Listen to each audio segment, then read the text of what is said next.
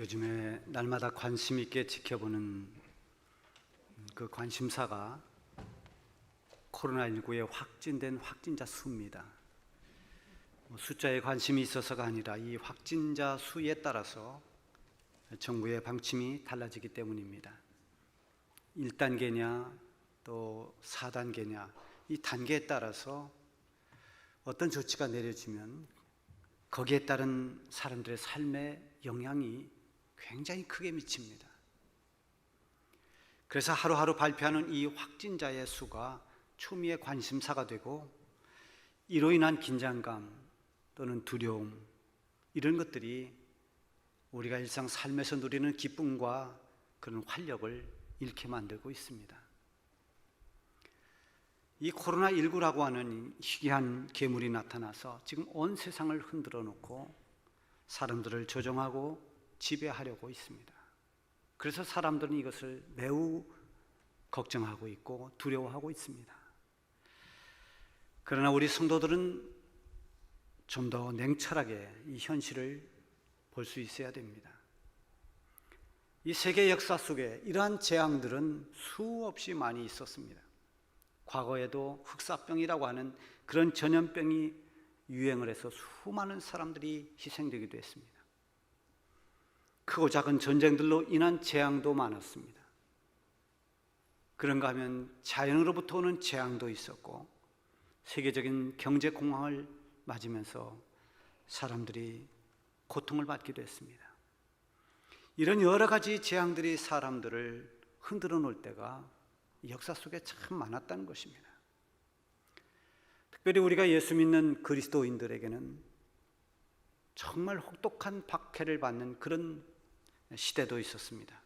로마의 황제들이 지배하던, 이 기독교를 박해하는 로마 황제들이 지배하던 때에 믿음을 지키기 위해서 그때 당시에 성도들은 죽음을 각오했습니다. 어떤 사람은 끌려가서 사자의 밥이 되었습니다. 어떤 사람은 끌려가서 화형에 처했습니다. 언제 어떻게 잡혀갈지 모르고 언제 어떻게 순교할지 모르는 그런 가운데서 믿음을 지킨다는 것은 정말 목숨을 건 순교를 각오하고 하나님을 섬기며 믿음을 지켜내야 했습니다.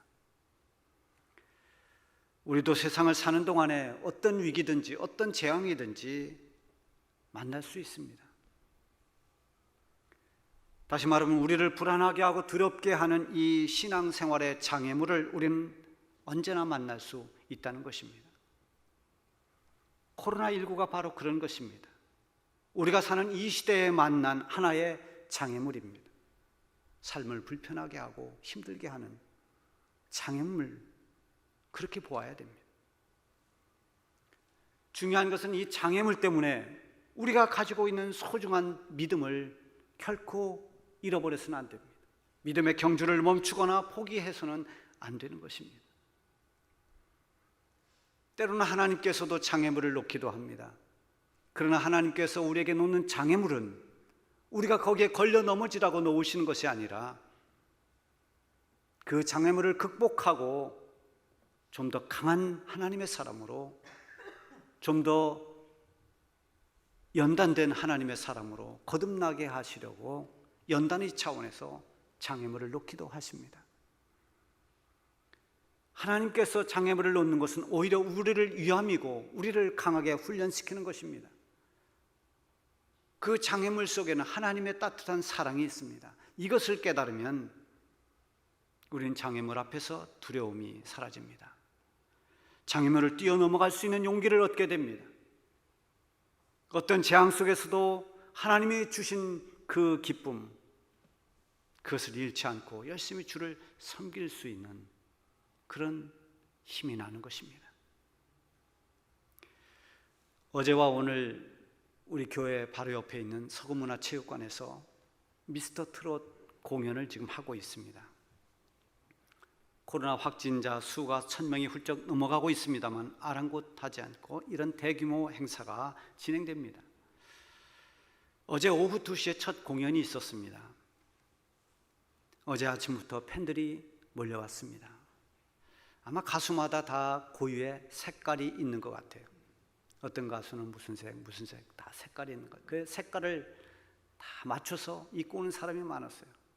어떤 사람은 모자도 노란색, 옷도 노란색, 양말도 노란색, 어떤 사람은 초록색, 어떤 사람은 파란색, 어떤 사람은 흰색, 뭐 이런 어떤 좋아하는 가수들을 그 상징하는 색깔로 다 맞춰 입고 많은 사람들이 몰려왔습니다. 점심때가 되기도 전에 체육관 주변에 차들이 가득 찼습니다. 아직도 공연할 시간은 많이 남아 있는데 미리미리 와서 아침부터 와서 그 주차장에 가득 채운 차들을 보면서 그 열정이 참 실감이 났습니다. 좋아하는 가수를 만나려고, 그것도 직접 둘이 대면하는 것이 아니라 무대에서 노래하는 그 모습을 보려고 그렇게 열정을 쏟고 있습니다. 사람들의 모습을 보니까 뭔가 설레임과 기대에 차 있습니다. 분주하게 뛰기도 하고 뭔가 기대에 차 있는 그런 모습들이었어요. 몇 시간 전부터 공연장을 찾아온 저들이 얼마나 이때를 기다렸을까, 그런 생각이 들었습니다. 그렇게 몰려든 팬들도, 그들도 역시 이 시대의 코로나 때문에 걱정하는 사람들입니다. 또 어떤 사람은 실제로 이 코로나로 인해서 엄청난 고통과 피해를 본 사람들도 그 중에는 있을 것입니다. 그런가 하면 이런 시국에 그런 대형 콘서트를 열게 되면, 사람들이 그렇게 많이 운집하면 눈총받을 것도 알고 있을 것입니다. 그럼에도 불구하고 그런 모든 것들을 다 뛰어넘는 그런 팬심, 그걸 보면서 참 놀랐습니다. 저는 그들이 잘한다 못한다 그것을 말하려 하는 것이 아닙니다. 그들이 보여주는 열심을 말하고 있습니다. 좋아하는 가수를 볼 수만 있다면, 그들을 만날 수만 있다면 어떤 조건도 뛰어넘는 그런 열심, 그 열심이 부러웠습니다.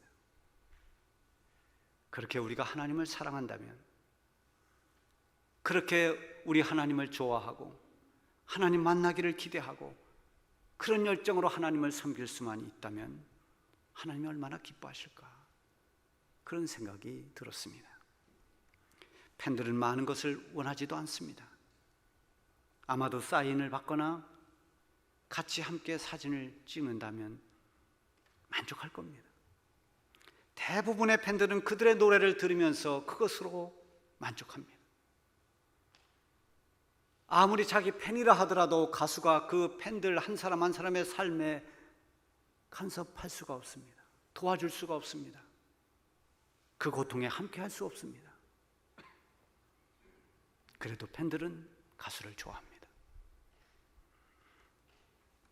우리가 믿는 하나님은 어떻습니까? 하나님은 친히 우리와 함께 해주시고 우리에게 은혜를 베풀어 주시고 우리를 긍휼히 여겨주시는 하나님이십니다. 하나님은 우리의 영혼을 구원해 주신 분이고 이 세상 끝날까지 우리의 손을 붙잡고 우리와 함께 가시는, 우리와 동행하시는 하나님이십니다. 우리가 간구하고 눈물을 흘릴 때 우리를 돌아보시는 분이 하나님이십니다. 하나님은 무엇보다도 우리가 어떤 대적과 싸우더라도 이길 수 있는 힘과 능력도 공급해 주시는 분입니다. 우리가 지금 겪고 있는 이 코로나19라고 하는 이 전염병이 마치 거대한 괴물처럼 우리를 괴롭히고 있기 때문에 그것을 우리는 가장 두려워하는지도 모릅니다. 그러나 이 세상을 살아가는 모든 사람들이 이 역사 속에 얼마든지 나타날 수 있는 재앙의 하나이고 세상을 살면서 거쳐가야 할 하나의 장애물 정도로 볼 수 있어야 됩니다. 하나님은 장애물을 통해서도 우리를 강하게 만들어 주시고 고난을 통해서도 하나님의 섭리를 이루어 가십니다. 그래서 때로는 시간이 많이 지난 훗날에 돌아보면 내가 겪었던 고난이 감사의 제목이 되고 어려운 시험을 당했던 그 시험이 나를 더 성숙하게 만드는 그런 계기가 되기도 합니다. 그러나 문제는 바로 마귀입니다. 이 코로나를 통해서 마귀는 성도들을 공격하고 있습니다. 마귀의 공격 대상은 언제나 예수님을 믿는 그리스도인들입니다. 성도들입니다. 유명한 전도자인 마이클 그린이 그런 말을 했습니다. 우리가 예수님을 주로 섬기면 그때부터 마귀는 우리의 원수가 된다. 그렇습니다. 마귀는 우리의 원수가 돼서 우리를 대적합니다. 11절에 보면 마귀의 간계를 능히 대적하기 위하여 하나님의 전신갑주를 입으라. 마귀의 간계, 이 간계라는 말은 고린도후서 11장 3절에도 있습니다. 뱀이 그 간계로 하와를 미혹한 것 같이 너희 마음이 그리스도를 향하는 진실함과 깨끗함에서 떠나 부패할까 두려워하노라. 거짓 사도들로 인해서 고린도 교회 성도들이 주님을 향한 진실한 믿음에서 멀어질까? 순수하고 깨끗함에서 벗어날까 염려하는 바울의 말입니다. 관계는 좋은 관계를 무너뜨리는 미혹이라고 할 수 있습니다. 뱀의 관계로 인해서 인간은 하나님과의 약속을 어기고 하나님과 인간 관계를 깨뜨렸습니다. 화평의 관계가 깨졌습니다. 지금 마귀는 코로나19를 도구로 삼아서 우리 성도들과 하나님과의 관계를 자꾸만 멀어지게 하고 파괴하려고 미혹하고 있습니다. 그래서 우리는 이 코로나만 주목하지 말고 이로 인해서 믿음을 잃어버리게 하고 하나님을 멀리하게 하려고 하는 이 마귀의 관계를 꿰뚫어 볼 수 있는 통찰력이 있어야 됩니다. 그리고 마귀의 관계와 맞서서 영적인 싸움을 싸워야 됩니다. 악한 영과의 싸움은 예수님을 믿고 나서부터 시작되는 겁니다. 예수 믿지 않는 사람들은 마귀가 건드리지 않아도 됩니다. 이 싸움은 하나님 앞에 갈 때까지 계속되어야 합니다. 마귀는 우리가 잠시라도 방심하면 우리가 가지고 있는 귀한 그 보배로운 믿음을 흔들어 놓습니다. 하나님과의 관계를 깨트리려고 합니다. 베드로전서 5장 8절에 보면 근신하라 깨어라 너희 대적 마귀가 우는 사자같이 두루 다니며 삼킬 자를 찾나니. 어떤 사람을 삼킬까? 마귀는 마치 우는 사자처럼 으르렁거리며 보이지 않지만 믿는 성도들을 삼키려고 다닌다는 것입니다. 우리 성도들의 싸움은 결코 혈과 육의 싸움이 아닙니다. 주먹질의 싸움이 아닙니다. 인간과 인간의 싸움이 아닌 것입니다. 12절에 보면 우리의 씨름은 혈과 육을 상대하는 것이 아니요 통치자들과 권세들과 이 어둠의 세상 주관자들과 하늘에 있는 악한 영들을 상대함이라. 여기에 보면 우리의 씨름은 이 싸움이죠. 씨름이라고 했지만 우리의 어떤 전통적인 삿발을 메고 하는 그런 씨름하고는 전혀 다른 것입니다. 당시의 씨름이라고 하는 것은 목숨을 건 싸움입니다. 내가 상대방에 의해서 죽든지 아니면 내가 상대방을 제압해서 그를 죽여야 씨름이 끝나는 그야말로 목숨을 건 혈투를 말합니다.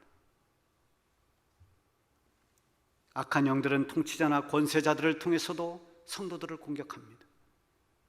악을 행하는 어둠의 세상 주관자들을 통해서도 교회를 공격하고 성도들을 넘어뜨리려 합니다. 무엇을 통해 역사하든 성도들을 대적하는 이런 영적 세력은 다 어둠의 영이요 악한 영들입니다. 이런 영을 우리는 사탄이라고도 하고 마귀라고도 합니다. 어떤 사람은 세상에 마귀가 어디 있느냐, 사탄이 어디 있느냐, 아주 매우 이성적이고 합리적인 것처럼 그렇게 말을 합니다만 이렇게 말하는 사람은 전혀 믿음이 없는 사람입니다. 성경을 안 믿는 사람이고 하나님을 믿지 않는 사람입니다. 마귀의 존재를 부인하는 사람은 마귀와의 영적 싸움에서 백전백패할 수밖에 없습니다. 상대방을 모르는데, 인식하지 못하는데 어떻게 이길 수 있겠습니까? C.S. 루이스는 그런 말을 했습니다. 마귀가 가장 조종하기 쉬운 사람은 마귀의 존재를 믿지 않는 사람이다. 마귀의 존재를 믿지 않으면 얼마든지 마귀가 조종할 수 있습니다. 마귀는 간교에서 온갖 것을 다 이용합니다. 특별히 우리의 약점을 파고듭니다. 코로나 뒤에 숨어서 은밀히 성도들을 공격하는가 하면은 두려움을 조장하거나 또는 미움과 갈등을 조장해서 그런 것들을 유발시켜서 교회를 분열시키고 성도들을 공격하기도 합니다. 그러나 감사한 것은 이런 마귀는 주님의 능력 앞에서 모두가 무릎을 꿇는다는 것입니다. 우리의 힘으로는 마귀를 이길 수가 없지만 우리 주님의 능력으로는 마귀를 얼마든지 제압하고 승리할 수 있는 것입니다.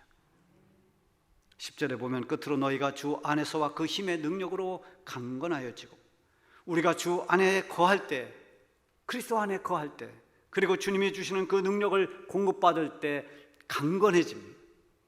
힘이 있습니다. 주님의 힘으로 영적 싸움을 싸울 수 있는 강건한 성도가 되면 어떤 경우에도 승리하게 되어 있습니다.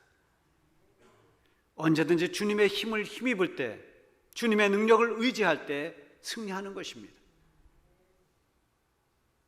본문에서는 주님의 능력을 붙잡고 나가는 이 믿음의 완전 무장을 하나님의 전신갑주라고 했습니다. 하나님의 전신갑주로 무장하면 대적을 이깁니다. 13절에 보면 그러므로 하나님의 전신갑주를 취하라. 이는 악한 날에 너희가 능히 대적하고 모든 일을 행한 후에 서기 위함이라. 마귀의 권세를 대적해서 승리하고 주어진 모든 사명을 다 감당하고 하나님 앞에 설 수 있기 위해서 우리가 취해야 할 전신갑주, 그것이 무엇인지를 14절부터 17절까지 쭉 소개합니다.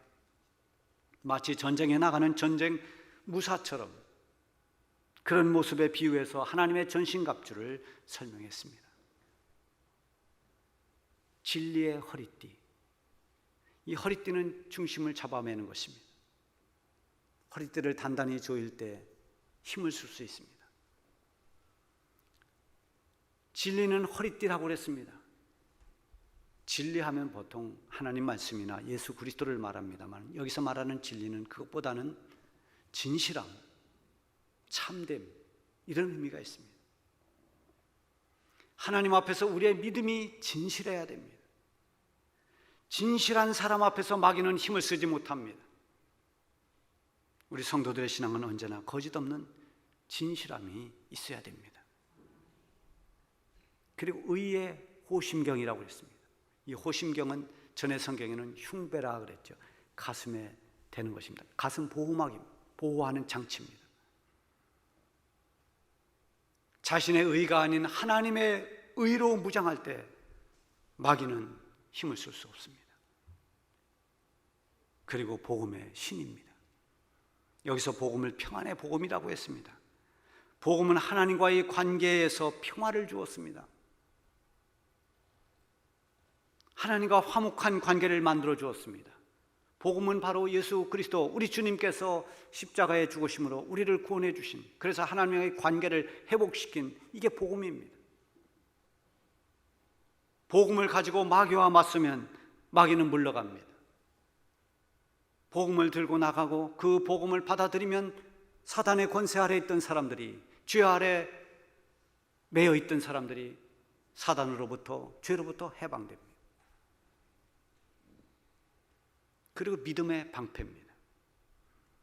하나님을 온전히 신뢰하는, 그리고 믿음으로 따르는 이런 사람들을 마귀는 이길 수가 없습니다. 칼과 창을 막는 방패처럼 마귀가 아무리 공격해도 믿음을 가진 사람은 마치 방패처럼 그런 모든 공격을 막아낼 수 있습니다. 믿음을 가진 사람은 그래서 승리하는 겁니다. 그리고 구원의 투구입니다. 머리를 보호하는 것이 투구죠. 머리에 쓰는 그런 투구. 머리를 다치면 치명적입니다. 구원의 확신이 없는 영적 싸움은 치명적인 공격을 당합니다. 구원의 확신 없이 여러분들이 이단과 대화하다 보면 말려듭니다. 내가 구원받았나? 구원받지 못했나? 아직도 그러고 있다면 이단들이 미혹하면 넘어갑니다. 우리는 다 죄인입니다. 그러나 우리가 죄인이었으나 예수님이 우리가 죄인이기 때문에 이 땅에 오셨고 예수님이 우리의 모든 죄를 대신해서 십자가에 대신 죽으셨습니다.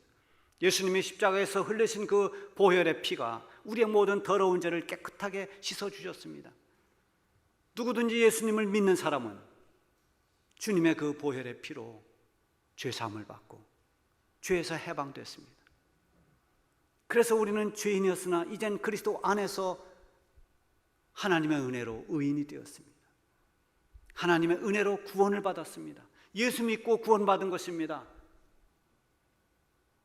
우리가 공로가 많아서, 우리의 행위가 올바라서, 우리가 착한 일을 많이 해서 그래서 구원받는 것이 결코 아닙니다. 사람의 행위로는 구원받을 수 없습니다. 우리의 믿음으로 구원받았습니다. 여러분 예수 그리스도를 확실히 믿습니까? 그렇다면 우리에게는 구원이 있는 것입니다.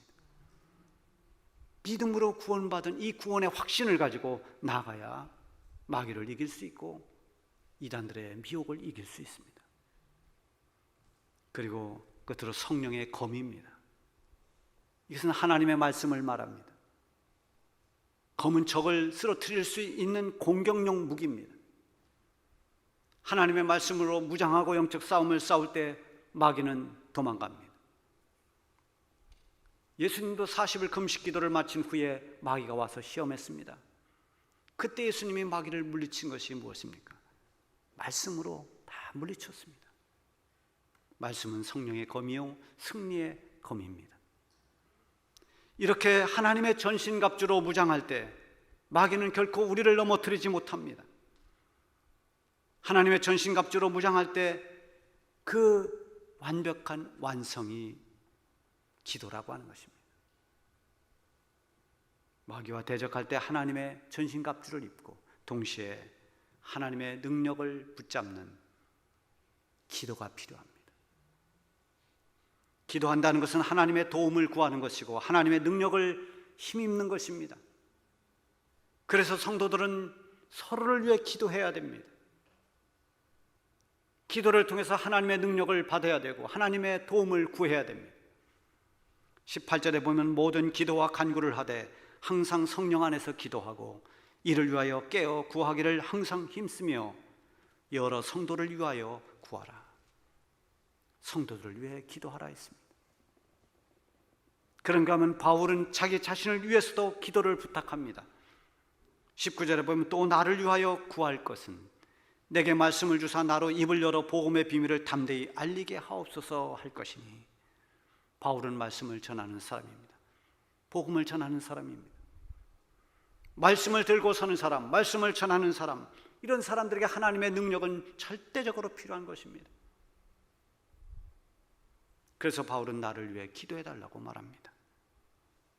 예배 때 설교자를 위해서 기도하는 것도 이런 이유였습니다. 사랑하는 성도 여러분, 우리가 지금 겪고 있는 이 코로나 재앙은 쉽게 물러갈 것 같지를 않습니다. 어쩌면 당분간 계속해서 우리는 코로나 시대를 살아갈 수 있습니다. 이 코로나로 인해서 너무 두려워하거나 주눅들어서는 안 됩니다. 코로나 뒤에 숨어서 대적하고 있는 그런 악한 영들을 우리는 꿰뚫러 보아야 됩니다. 그리고 경계해야 됩니다. 더 나아가서 이 기회에 성도들을 넘어뜨리려고 하는 이 악한 영들과 맞서서 담대하게 싸워 나가야 됩니다.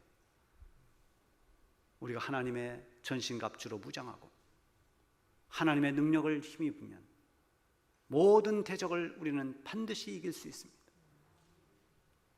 하나님의 능력을 붙잡고 나가면 성도의 승리는 이미 보장되어 있는 것입니다. 우리는 세상에 사는 동안 이 코로나가 아니라도 어떤 환난이라도 당할 수 있습니다. 예수님이 우리에게 말씀하셨습니다. 너희가 세상에서는 환난을 당하나 담대하라. 내가 세상을 이겼노라. 우리가 어떻게 세상을 이길 수 있습니까? 우리가 어떻게 이 재앙의 두려움을 이길 수 있습니까? 세상을 이기신 주님의 능력을 붙들 때입니다. 하나님의 전신갑주로 무장하고 하나님의 기도하면서 하나님의 능력을 힘입을 때 이 코로나 시대를 넉넉히 이겨내며 승리하는 성도로 살아갈 수 있을 것입니다. 기도하겠습니다.